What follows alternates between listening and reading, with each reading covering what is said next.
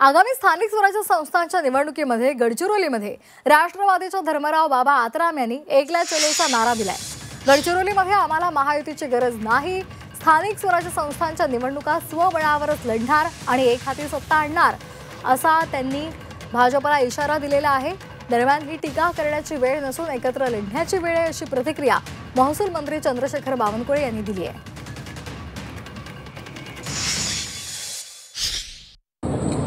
कालच मी पेपरमध्ये वाचलो की आपल्याला 40 जागा पाहिजे, काय आपण भीक मागायचं आहे का नागपूरला?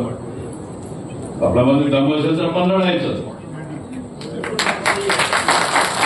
गडचिरोली जिल्ह्यामध्ये आम्ही तर स्पष्ट मी बोलतो, कोणी काय सांगत असेल मी काय कोणाची तडजोड करणार नाही। मी माझ्या ताकदीवर पक्षाचा संभावना इलेक्शन करतो। एका बाजूला तुम्ही इकडे आमच्यासोबत तडजोड करता, विधानसभेमध्ये उमेदवार उभा करता आमच्या विरोधामध्ये, त्यांना फायनान्स देता, पैसे देता, आम्हाला पाडण्याकरता प्रयत्न करता।